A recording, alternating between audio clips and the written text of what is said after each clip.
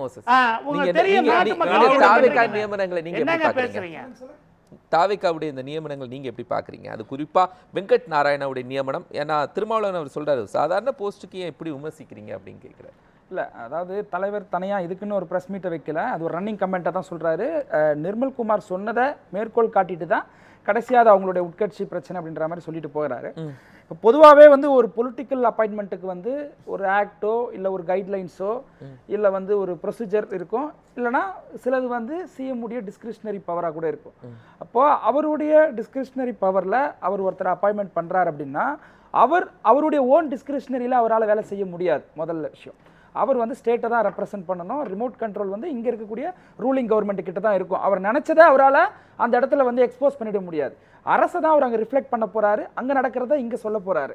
ஆனால் இங்கே வந்து எது பிரச்சனையாக மாறுது, ஏன் இவ்வளோ விமர்சனம் ஆகுது அப்படின்னா, அதில் ரொம்ப முக்கியமான ஒரு விஷயம் என்னென்னா, இதில் வந்து அரசியல்னாலே பப்ளிக் லைஃபோட தொடர்புடையது தான்.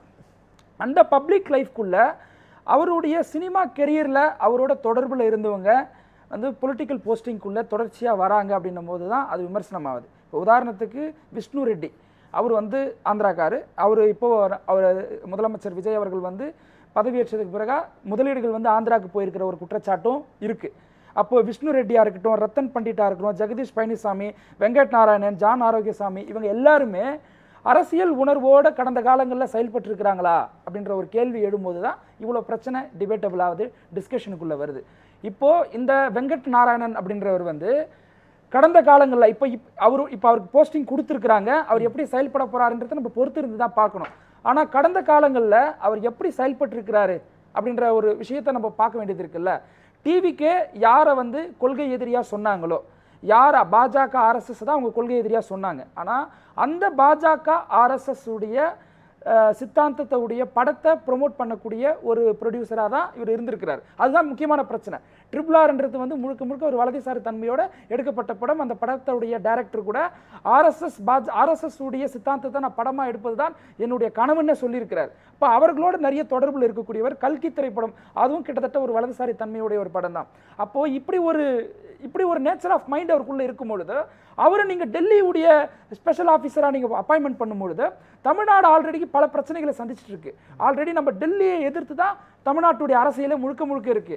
அப்போ இவர் வந்து ஒரு ஃபேர் ரெப்ரசன்டேட்டிவாக இருப்பாரா அப்படின்ற ஒரு கொஸ்டின் எழும்பும்பொழுது தான் இவ்வளோ டிஸ்கஷன் பிரச்சனைகளில் ஏற்படுது. இப்போது நம்ம ஒரு அதிகாரத்துக்கு வந்திருக்கிறோம் அப்படின்னும் பொழுது அப்போ அந்த இடத்துல நமக்கு வேண்டியப்பட்டவங்களை நம்ம வந்து அடுத்தடுத்த போஸ்டிங்கில் நம்ம அப்பாயின்மெண்ட் பண்ணும்பொழுது இப்படி ஒரு குற்றச்சாட்டுகள்லாம் வரத்தான் செய்யும்.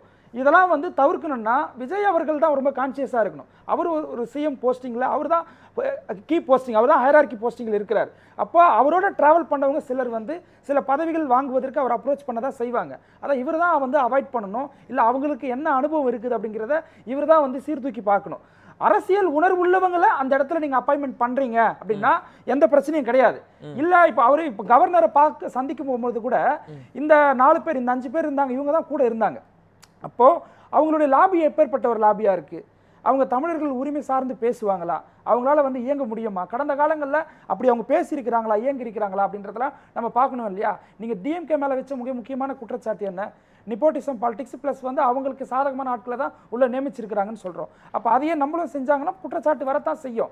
ஆனால் அவங்க சரியான நபர்களா இல்லையா அப்படின்றத நம்ம பொறுத்து இருந்து தான் பார்க்கணும். இதுக்குள்ளே நம்ம அந்த முன்முடிவுக்கும் நம்மளால் வர முடியாது.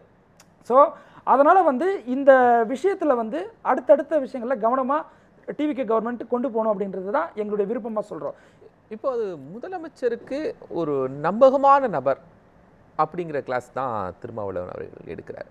அப்போ அது முதலமைச்சருக்கு நம்பகமான நபராக இருக்கணுமா, இல்லை தமிழ்நாட்டிற்கு நம்பகமான நபராக இருக்கணுமா அப்படிங்கிறதான ஒரு கொஸ்டின். அதில் முதல்ல அவருக்கு அதில் எக்ஸ்பீரியன்ஸ் இருக்குதா அப்படின்றது தான் முதல்ல நம்ம பார்க்க வேண்டிய விஷயம். இப்போ விஜய் அவர்களுடைய எக்ஸ்பீரியன்ஸ் எல்லாம் தேவை இல்லைன்னு தானே திரும்ப சொல்றாரு. இல்லை அவர் அப்படி சொல்லலை, அனுபவம்ன்ற வார்த்தையை தலைவர் பயன்படுத்தலை. என்ன இது அவங்க உட்கட்சி பிரச்சனை, அவர் வந்து அவருடைய டிஸ்கிரிஷனரி பவரில் ஒரு அப்பாயின்மெண்ட் பண்ணியிருக்கிறாரு, அவங்க அப்படி செயல்பட மாட்டாங்கன்னு நிர்மல்குமார் சொன்னார்ன்றத மேற்கோள் காட்டி தான் காட்டுறாரு. இதில் ஒருவேளை இப்போ விஜய் அவர்கள் வந்து சினிமா துறையில் தான் வந்திருக்கிறாரு, நாளைக்கு அனுபவமே இல்லாத ஒரு டைரக்டருக்கு விஜய் கால் சீட்டு கொடுப்பாரு. இப்போ நீங்கள் சொன்ன இந்த விஷயங்கள், அவர் தமிழ்நாட்டை கடந்த ஒரு நபர், அவர் தமிழ்நாட்டை பூர்வமாக கொண்டவர் அல்ல, வலதுசாரி சிந்தனையாளர், இப்படி எதையுமே அவர் வகைப்படுத்தலை. இன்னும் சொல்ல போனால் திரு கம்யூனிஸ்ட் கட்சியினுடைய வீரபாண்டியன் அவர் இதெல்லாம் சொல்லவே இல்லையே. இல்ல இது இன்னும் இது குறித்து ஒரு கடுமையான விமர்சனத்தை திமுக தலைவரும் வைக்கல. இல்ல நான் என்ன சொல்றேன்னா, ஒரு பிரச்சனை டிபேட்டபிள் ஆகுது, டிஸ்கஷனுக்கு வருது, அப்போ நம்ம அது தொடர்பான ஆய்வுகளை தேடுறோம்.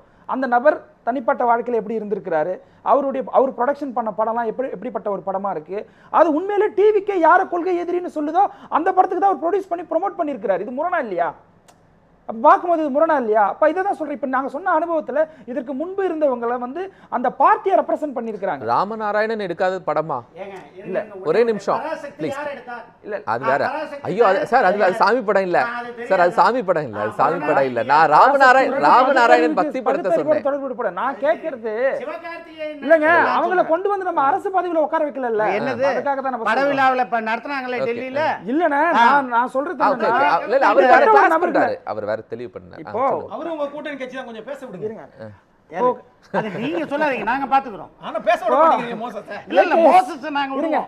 மோசஸ் தாங்க ஆட்சியில் இருக்காரு. நீங்க சொல்லாதீங்க. இது வந்து தோழமை சுற்றோட வைக்கக்கூடிய குற்றச்சாட்டு தான். நம்ம வந்து அவங்கள ஒட்டுமொத்தமா இதுதான் வாய்ப்புன்னு சொல்லிட்டு அவங்கள வந்து அட்டாக் பண்ணல. இது வந்து சுட்டி காட்ட வேண்டிய தேவை இருக்கிற இடத்துல விடுதலை சிறுத்தைகள் கட்சி நாங்க மௌனமா போக மாட்டோம், சுட்டி காட்டுவோம். இப்போ முன்னாடி டிஎம்கே பீரியட்ல விஜயன் இருந்தாரு, 3 முறை எம்பியா இருந்தவர், ஒரு தலித், அவர் ஏகப்பட்ட பார்லிமெண்டரி எக்ஸ்பீரியன்ஸ் இருக்கு அவருக்கு. ஸோ இந்த அனுபவம்ன்றது ஒரு முக்கியமான ஒரு பாயிண்டா இருக்குல்ல. ஸோ அந்த பர்ஸ்பெக்டிவ்ல இருந்து அப்பாயின்மெண்ட் பண்ணிருக்கலாம்னு நம்ம சொல்றோம், அவ்வளவுதான். இதுக்கு முன்னாடி ஏடிஎம்கே பீரியட்ல தலவாய் சுந்தரம் இருந்தாரு. ஸோ அப்போ அவங்க வந்து they are representing the party. இவர் பார்ட்டியில் இருக்காரா? ஒரு கேள்வி வருதுல்ல. அப்போ பார்ட்டியில இருக்கிறவர் பார்ட்டியுடைய கண்ட்ரோல இல்லாம போகிறதுக்கு வாய்ப்பு தாவிக மெம்பரா கூட இருக்க மாட்டார் நீங்களே சொல்றீங்களா? இல்ல அப்படி ஆயிருந்தாருன்னா அவங்க தான் அதை வெளிப்படுத்தணும். அவர் டிவிகே உடைய மெம்பரா இருந்தாருன்னா வெளிப்படுத்தணும். பார்ட்டியுடைய ரெப்ரசன்ட் ஃபர்ஸ்ட் கட்சியில போஸ்டிங், அமைச்சரா இருக்கிறவங்க இவங்க எல்லாம் தாவிக மெம்பரா அப்படிங்கிற ஃபர்ஸ்ட் क्वेश्चन இப்பதான். இல்ல இல்ல இல்ல இல்ல அவரே ஒரு பொலிட்டிக்கல் போஸ்டிங்க்குள்ள வராரு. ஆமா, த்ரூ எது மூலமா வராரு? டிவிகே கட்சி தான் ஆட்சி அமைச்சிருக்குது. அப்போ அந்த பார்ட்டிக்குள்ள ஒரு மெம்பரா இருக்கும் போது அவர் அந்த பார்ட்டிக்கு கட்டுப்பட்டு இருப்பார். அந்த பார்ட்டிலேயே மெம்பரா இல்லாத வேற ஒருத்தரை நீங்க போட்டீங்கன்னா அவர் வந்து தன்னிச்சையா வந்து செயல்பட ஆரம்பிச்சாருன்னா என்ன பண்ண முடியும்? எங்க தமிழ்நாடு அரசியல்ன்றதே வந்து டெல்லி எதிர்ப்பு அரசியல் தான். இப்போ நான் அவர் ப்ரொடியூஸ் பண்ண அந்த படங்கள் எல்லாமே டிவிகே கவர்மெண்ட் டிவிகே கட்சி சொல்லக்கூடிய இடஒதுக்கீடு, சமூக நீதி, இதெல்லாம் வந்து ப்ரொமோட் பண்ணி எடுக்கக்கூடிய படங்களை அவர் எடுத்திருக்கிறாரு.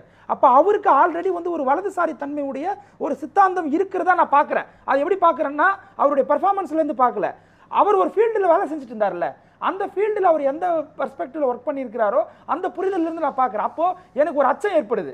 அதை வெளிப்படுத்துறது என்னோட சுதந்திரம் தானே. அப்போ அதை வந்து கிளாரிஃபை பண்ண வேண்டிய தேவை யாருக்கு இருக்கு? அரசுக்கு இருக்கு, முதலமைச்சர் விஜய் அவர்களுக்கு இருக்கு. அதை பண்ணுவாங்கன்னு சொல்லி நம்ம எதிர்பார்க்குறோம், அவ்வளோதான்.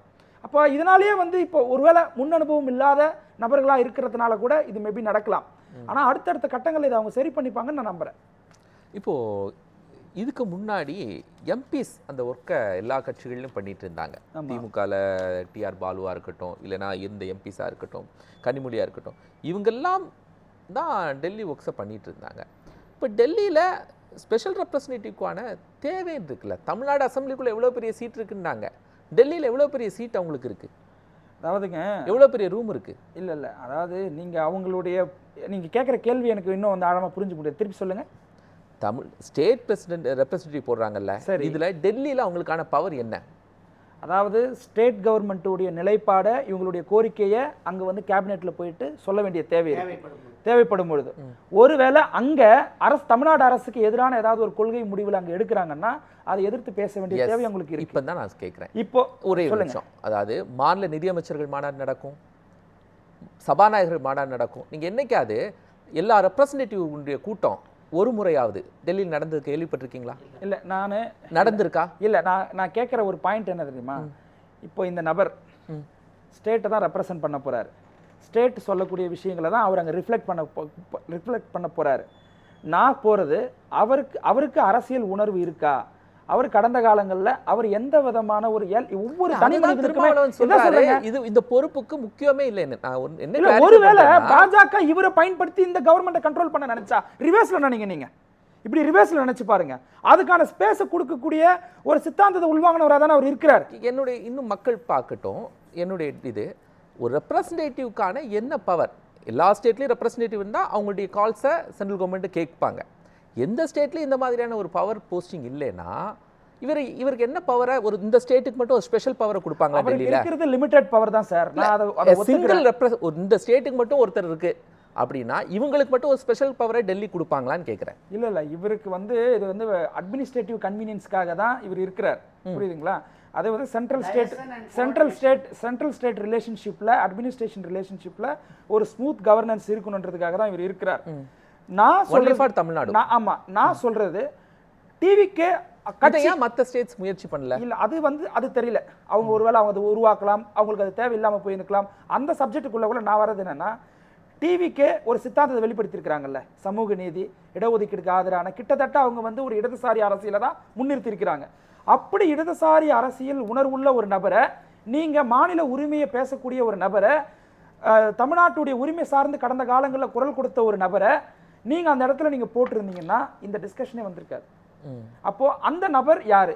அவர் முழுக்க வைகோ போட்டிருந்திருக்கலாம். அவர் புரியல, வைகோ போட்டிருந்திருக்கலாம். வைகோ கூட போட்டிருக்கலாம். இப்போ அவர் கூட்டணியில போயிருக்கிறார், அவர் போட்டிருக்கலாம். ஆனா முழுக்க விஜய் அவரை போடுறத பேசிட்டு இருந்தாங்கல்ல முதலமைச்சர் விஜய். அவர் அந்த மாதிரி தகவல் எனக்கு தெரியலங்க. ஆனா போட்டதுல இருந்து பேசுவோமே, போடாததை பத்தி நம்ம பேசி ஒரு பிரயோஜனம் இல்ல. அப்போ இவர் வந்து விஜய் அவர்களுடைய, முதலமைச்சர் விஜய் அவர்களுடைய சினிமா கெரியர்ல டிராவல் பண்ணவர். அந்த சினிமா கெரியர்லயும் இடதுசாரி அரசியலை வந்து படமா எடுத்தவர் கிடையாது. இடஒதுக்கீடையோ சாதி ஒழிப்பையோ சமூக நீதியோ எடுத்தது கிடையாது. அப்போ இந்த பர்ஸ்பெக்டிவ்ல வந்து இந்த விமர்சனங்கள் வந்தா அதை ஃபேஸ் பண்ண வேண்டிய பொறுப்பு டிவிகே கவர்மெண்ட்டுக்கு இருக்குன்ற. என்ன சுஷில் சார், விஜய் அப்படிப்பட்ட படங்கள் எடுத்தது கிடையாது. விஜய் வந்து இப்ப குடிக்கிறதுக்கு அது தனி. அதாவது இந்தியாவிலேயே டெல்லி ஆதிக்கத்தினால ஒரு பெரிய ஒரு விக்டிம் ஸ்டேட் எதுன்னா அது தமிழ்நாடு தான். தமிழ்நாட்டு தான் வந்து எல்லா இடங்கள்லையுமே நம்ம வந்து 360ல நம்ம வஞ்சிக்கப்பட்டிருக்கிறோம். இப்போ கூட வந்து நம்மளுக்கு கல்வி நிதி வந்து சேரலை, பேரிடர் நிதி வந்து சேரலை, மெட்ரோ பர்ஸ் 2க்கு நிதி வந்து விடுவிக்கல, மெட்ரோ ப்ராஜெக்ட்டுக்கு வந்து மதுரை வந்து கோயம்புத்தூர் மெட்ரோ ப்ராஜெக்ட்டுக்கு நம்மளுக்கு அனுமதி கொடுக்கல.